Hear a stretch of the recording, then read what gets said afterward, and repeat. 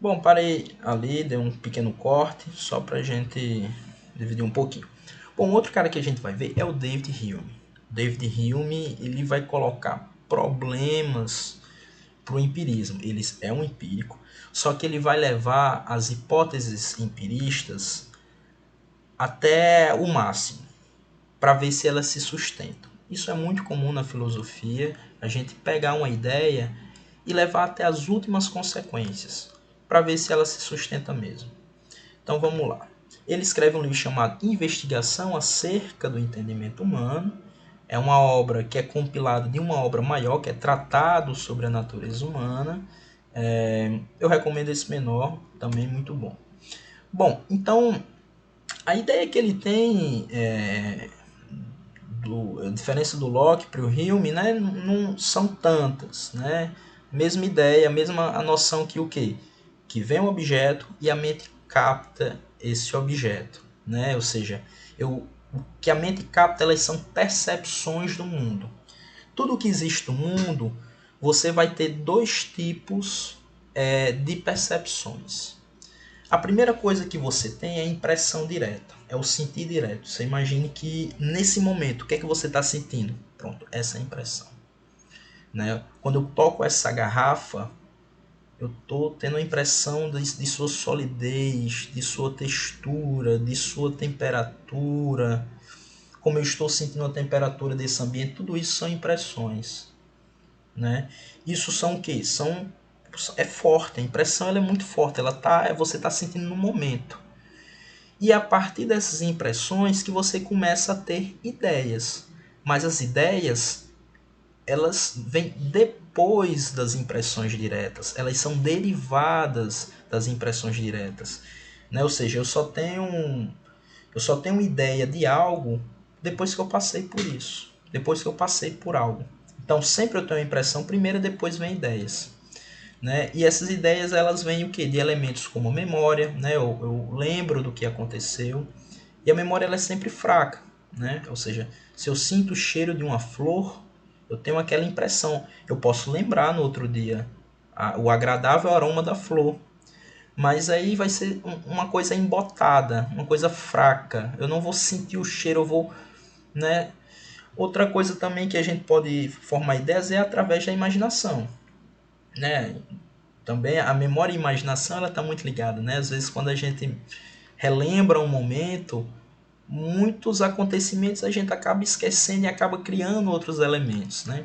A imaginação também tem a capacidade de imbricar, ou seja, de misturar diversos elementos diferentes, né? Eu imagino assim, de onde é que surgiu a ideia do unicórnio, né? Eu tenho uma ideia de um chifre, eu tenho uma ideia mais simples de um cavalo, junto os dois nasceu o unicórnio. Então, da mesma forma, o dragão japonês, né? Eu tenho alguns répteis assim, eu tenho alguns.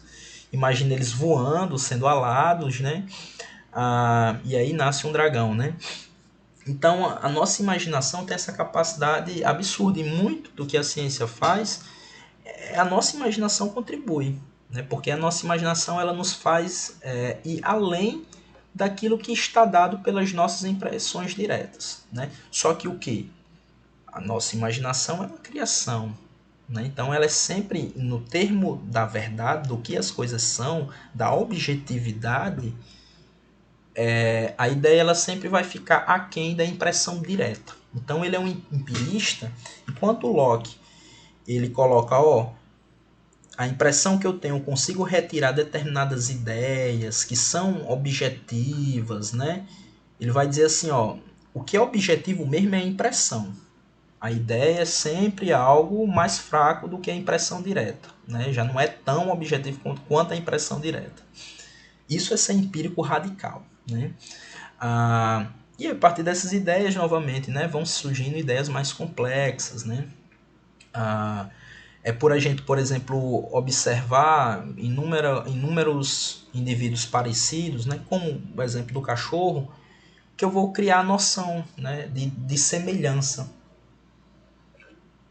Ou seja, eu vou percebendo uma semelhança em outro, né? Vou dizer assim, o cachorro tem quatro patas, né? Tem vou criando ali algumas semelhanças que eu vou determinando alguns indivíduos em determinados reinos, em determinadas famílias, em determinadas espécies, né?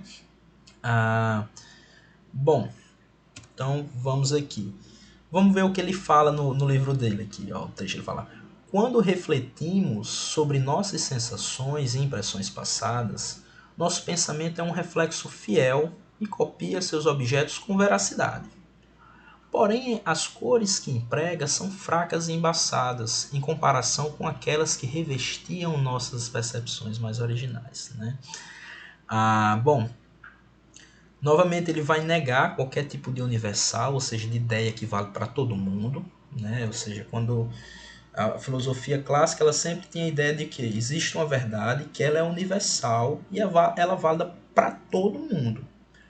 Só que aí ele vai dizer que o universal por si só não existe, né? Ou seja, essa verdade por si só ela não existe, que ela pode ser, tanto que Platão achava que a verdade a gente não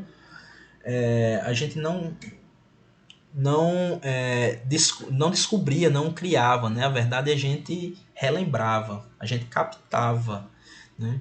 A gente já carregava conosco, a gente só fazia rememorar. Já o Hume vai ver, ó, muito aquilo que a gente acredita como verdade universal são oriundos de hábitos, né? Porque a gente habitua a ter uma determinada experiência, porque a gente habitua a ter determinados costumes, que a gente acredita que isso é válido para todo mundo, que isso é eterno, mas que na realidade nada mais é do que o que? Hábitos, comportamentos frequentemente reforçados, né? Então, e aí ele vai fazer uma crítica a partir disso à noção de casualidade. É uma crítica interessante porque, de certa forma, coloca em xeque, nesse momento, né, a capacidade objetiva de se ter o conhecimento científico. Por quê? Porque o conhecimento científico é o quê?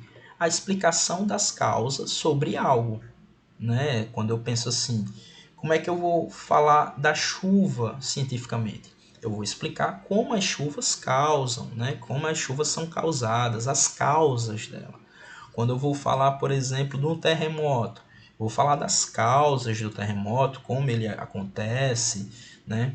Quando eu vou falar, por exemplo, de uma doença, eu vou falar as causas da doença.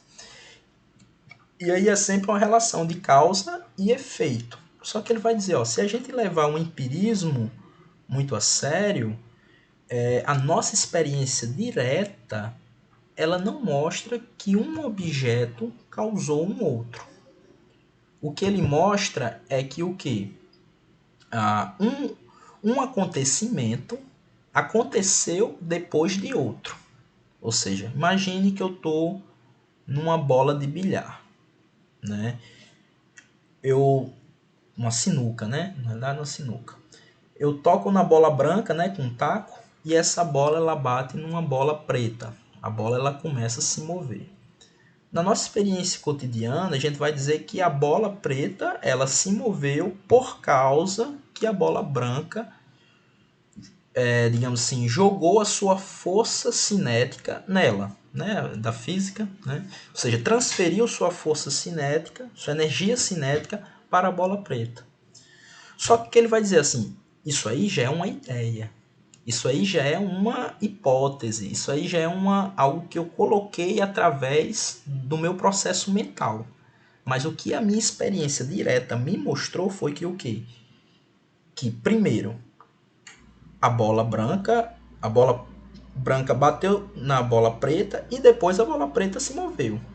Mas a minha experiência direta não pode dizer que a bola preta se moveu por causa da bola branca. Né? Isso aí já é o quê? Uma ideia que eu tirei a partir dessa experiência. Né? Outra coisa que ele fala é que muitas das nossas crenças, né, também, que a própria ciência ela vai o quê? A ciência empírica, né, que eu falo, não a ciência contemporânea que a gente tem, mas a ciência empírica, né, que vem através da experiência. A gente observa, por exemplo, que todo dia o sol nasce, né? Logo, aí como é que a gente acredita? Logo, sempre o sol vai nascer. Só que ele vai dizer assim, ó, a experiência não mostra isso.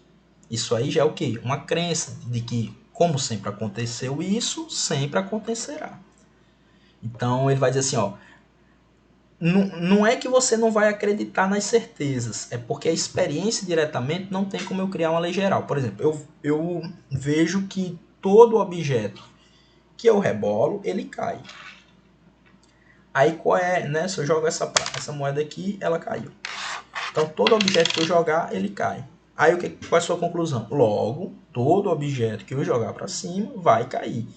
Vai dizer, beleza, a gente usa isso. Mas isso não é o que a experiência direta mostra. A experiência direta mostrou que o quê? Que você jogou 10 vezes e que caiu 10 vezes. Ela não quer dizer por isso que você pode dizer que sempre vai cair.